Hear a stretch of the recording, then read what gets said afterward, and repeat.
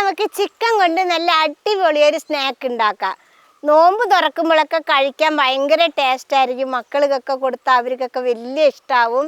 അതിന് നമുക്ക് എങ്ങനെ ഉണ്ടാക്കാമെന്ന് കാണാം. അതിനുവേണ്ടി ഞാനിവിടെ 200 ഗ്രാം എല്ലില്ലാത്ത ഇറച്ചിയാണ് എടുത്തിട്ടുള്ളത്. ഇതിനൊന്ന് മസാല പുരട്ടി വെക്കാം. അതിലേക്ക് ഇനി 1/4 ടീസ്പൂൺ മഞ്ഞൾപ്പൊടി ഇട്ട് കൊടുക്കുകയാണ്. ഇനി ഇതിലേക്ക് 1/2 ടീസ്പൂണ് മുളക് പൊടി ഇട്ട് കൊടുക്കാം. ഞാൻ കാശ്മീർ മുളക് പൊടിയാണ് ഇട്ട് കൊടുക്കുന്നത്. അതിൻ്റെ കൂടെ തന്നെ 1/4 ടീസ്പൂൺ കുരുമുളക് പൊടിയും കൂടി ഇട്ട് കൊടുക്കുക. ഇനി ഇതിലേക്ക് പാകത്തിനുള്ള ഉപ്പും കൂടി ഇട്ട് കൊടുത്തിട്ട് നന്നായിട്ട് മിക്സാക്കി എടുക്കാം. മസാലയും ഉപ്പും ഇറച്ചിയും എല്ലാം പാടെ നല്ല മിക്സാവട്ടെ. ഇത് കണ്ടില്ലേ മക്കളെ, എല്ലാ ഇറച്ചിയിലും മസാല പിടിക്കുന്നവരെ മിക്സാക്കി എടുത്തിട്ടുണ്ട്. കണ്ടില്ലേ? ഇനി നമുക്കിതിനെ മസാല പിടിക്കാൻ വേണ്ടി ഒരു 10 മിനിറ്റ് വെക്കാം. ഇപ്പോൾ ഒരു 10 മിനിറ്റ് ആയിട്ടുണ്ട്. നമുക്കിതിനൊന്ന് പൊരിച്ചെടുക്കാം. അതിനു വേണ്ടി ഞാൻ ചൂടായ ചട്ടിയിൽ 2-3 ടേബിൾ സ്പൂൺ വെളിച്ചെണ്ണ മാത്രമാണ് ഒഴിച്ചു കൊടുക്കുന്നത് കേട്ടോ. മക്കളെ കുറച്ച് എണ്ണയിൽ പൊരിച്ചെടുത്താൽ മതി കേട്ടോ. നമുക്കൊന്ന് ഇറച്ചി വെന്ത് കിട്ടിയാൽ മതിയേ. അത് വേകാനുള്ള വെള്ളമൊക്കെ ഇറച്ചിയിലുണ്ടാവും കേട്ടോ.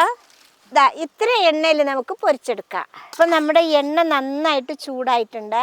ചൂടായ എണ്ണയിലേക്കാണ് നമ്മൾ ഇറച്ചി ഇട്ട് കൊടുക്കുന്നത് കേട്ടോ. ഈ ഇറച്ചി ഒന്ന് വെന്ത് പൊരിഞ്ഞ് വരട്ടെ. ഇത് കണ്ടില്ലേ മക്കളെ, നമ്മളെ ഇറച്ചി വെന്ത് വരുന്നുണ്ട്. ഇത് കണ്ടില്ലേ വെള്ളം പോലെ.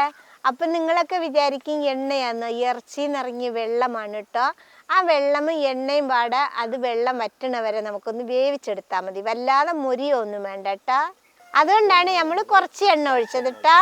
ഇനി നമ്മുടെ ഇറച്ചി ഒന്ന് മറിച്ചിട്ട് കൊടുക്കാം. കണ്ടില്ലേ?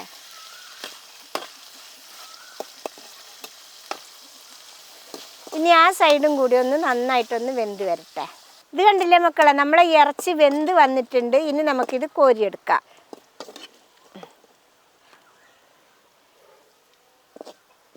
ഇതേപോലെ വെന്താൽ മാത്രം മതിയേ, വല്ലാതെ മൊരിയൊന്നും വേണ്ട.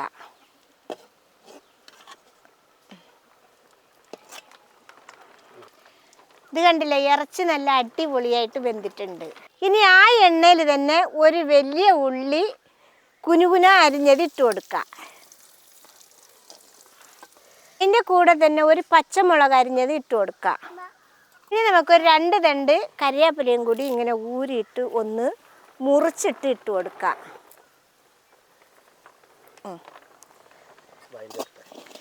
ഇനി ഇതൊക്കെ നന്നായിട്ടൊന്ന് വഴണ്ട് വരട്ടെ.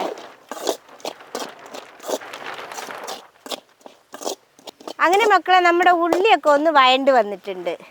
ഇനി നമുക്ക് ഈ സമയത്ത് ഇതിൽ 1 ടീസ്പൂണ് ഇഞ്ചിയും വെളുത്തുള്ളിയും ചതച്ചതിട്ട് കൊടുക്കാം. നന്നായിട്ടൊന്ന് ഇളക്കി ഇതിൻ്റെ പച്ചമണമൊക്കെ ഒന്ന് മാറി വരട്ടെ. മക്കളെ, അങ്ങനെ നമ്മുടെ വെളുത്തുള്ളിയുടെ ഇഞ്ചിയുടെയും പച്ചമണം മാറി വന്നിട്ടുണ്ട്. ഇനി നമുക്കിതിലിട്ട് കൊടുക്കേണ്ടത് ലേശം മസാലകളാണ്. ഈ സമയത്ത് നമുക്കത് ഇട്ട് കൊടുക്കാം. ആദ്യം നമുക്കൊരു 1/4 ടീസ്പൂണ് മഞ്ഞൾപ്പൊടി ഇട്ട് കൊടുക്കാം.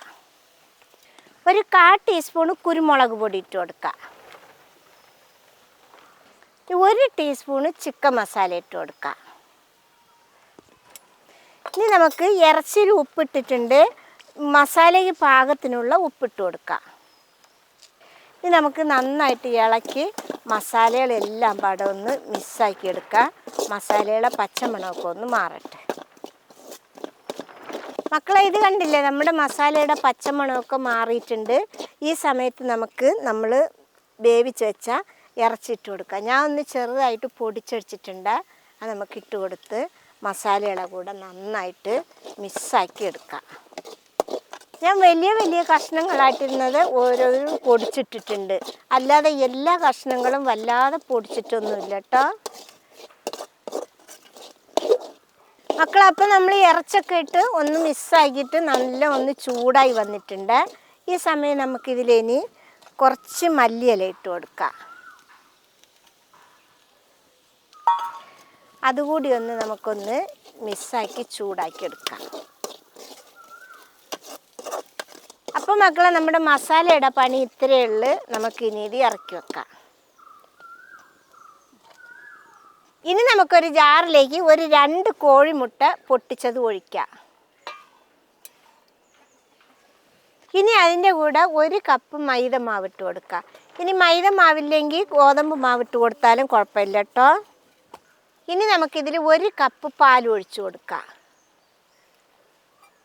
ഇനി നമുക്കിതിൽ 1/4 ടീസ്പൂൺ കുരുമുളക് പൊടി ഇട്ട് കൊടുക്കാം. ഇനി ഇതിലേക്ക് പാകത്തിനുള്ള ഉപ്പിട്ട് കൊടുക്കാം. ഇനി നമുക്കിതൊന്ന് നന്നായിട്ട് കലക്കി മിക്സാക്കി എടുത്തിട്ട് വരാം. ഇത് കണ്ടില്ലേ മക്കളെ, നന്നായിട്ട് അടിച്ച് കലക്കി കൊണ്ടുവന്നിട്ടുണ്ട്. കണ്ടില്ലേ മക്കളെ, നമ്മൾ സ്നാക്ക് ഉണ്ടാക്കേണ്ട എല്ലാ സാധനവും ഇപ്പം റെഡി ആയിട്ടുണ്ട്. നമുക്കിനി ഇതൊന്ന് അടുപ്പത്ത് വെച്ച് വേവിച്ചെടുത്താൽ മതി. ഞാനിതാ ഒരു നോൺ സ്റ്റിക്കിൻ്റെ പാത്രമാണ് അടുപ്പത്ത് വെക്കുന്നത്. ഇനി നമുക്കതിൽ 1 സ്പൂൺ നെയ്യ് ഇട്ട് കൊടുക്കാം. ഇനി നമുക്ക് ഈ നെയ്യ് എല്ലാ ഭാഗത്തും ഒന്ന് ചുറ്റിയെടുക്കാം.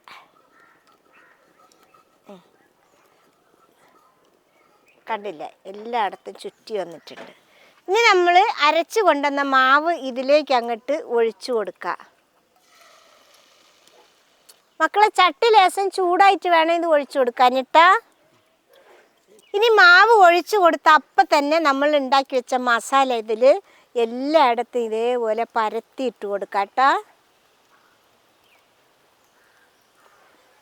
എല്ലായിടത്തും പെട്ടോട്ടെ, സൈഡിൽ വിടാൻ പാടില്ല, അങ്ങനെ ഒന്നുമില്ല ഇത് കേട്ടോ.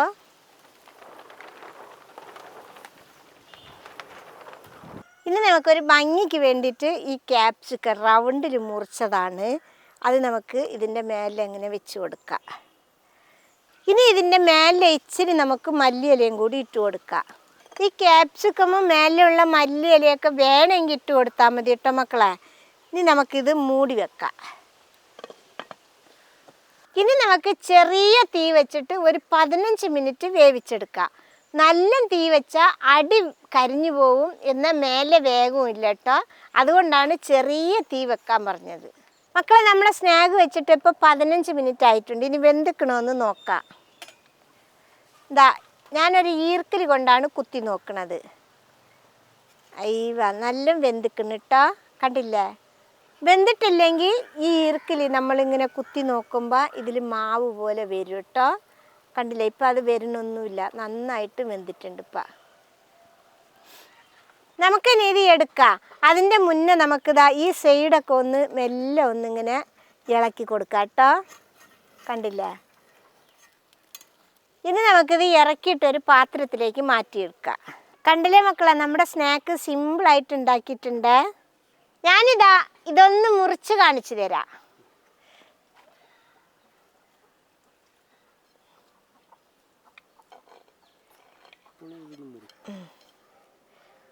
ഇത് കണ്ടില്ലേ മക്കളെ, ചൂടാണ്.